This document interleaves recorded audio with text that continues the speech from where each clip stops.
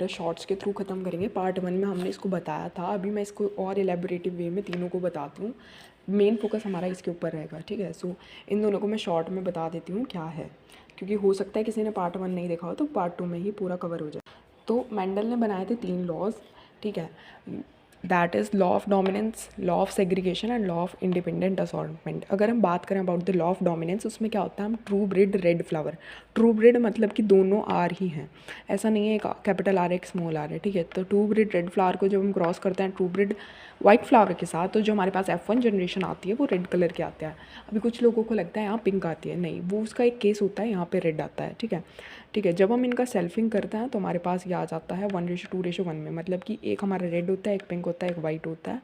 And genotypically भी ऐसा ही होता है, मतलब एक पूरा दैट इज़ द डोमिनेंट में है and other one is on the recessive and दो आर द हाइब्रिड्स। बेसिकली अगर हम डेफिनेशन की बात करें तो इसकी डेफिनेशन क्या है, out of pair of allelomorphic characters, मतलब कि ये जो है हमारे एलिलोमॉर्फिक कैरेक्टर्स हैं, ठीक है। तो इनमें से एक डोमिनेंट होगा, एक रिसेसिव। तो आर जो कैपिटल वाला होता है वो डोमिनेंट होता है, जो दूसरे वाला होता है वो रिसेसिव होता है, और डोमिनेंट वाला ही एक्सप्रेस करता है। तो F1 में वो डोमिनेंट वाले ने ही अपने आप को दिखाया है, दर्शाया है, एक्सप्रेस किया है, ठीक है। तो यही बोलता है लॉ ऑफ डोमिनेंस की जो डोमिनेट होगा, ठीक है, वही अपने आप को दिखाएगा। इसका एक केस आते हैं इनकम्प्लीट डोमिनेंस, उसमें क्या होता है, डोमिनेंट वाला अपने आप को एक्सप्रेस नहीं कर पाता है, बाकी दोनों के बीच का कैरेक्टर आता है, दैट इज़ रेड और वाइट के बीच का कलर आता है पिंक, ठीक है। तो ये होता है हमारा मिराबिलस जेल्पा एंड स्नैपड्रैगन में, स्नैपड्रैगन एंटेरहाइनम, ठीक है। तो ये इनकम्प्लीट डोमिनेंस का केस है बेसिकली, इसमें पिंक कलर आता है।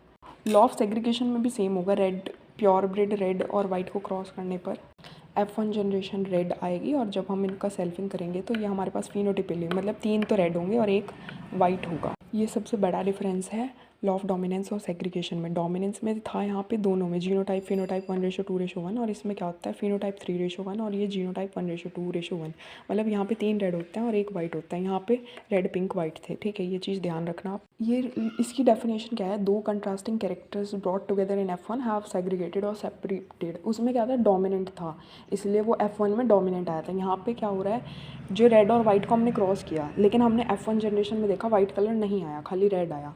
लेकिन अगर हम बात करें F2 जनरेशन की, तो F2 जनरेशन में हमें रेड कलर भी दिखाया है एंड वाइट कलर भी दिखाया है। दैट मीन्स कि जो दो अलग अलग कैरेक्टर्स थे जो हमारे एक साथ आ गए थे F1 में, मतलब कि F1 में वाइट नहीं आया था लेकिन F2 में वाइट आया है, ठीक है। तो जो दो कैरेक्टर्स F1 में साथ में आ गए थे वो अब सेपरेट हो चुके हैं। Two contrasting characters brought together in the F1 have segregated और सेपरेटेड, ठीक है।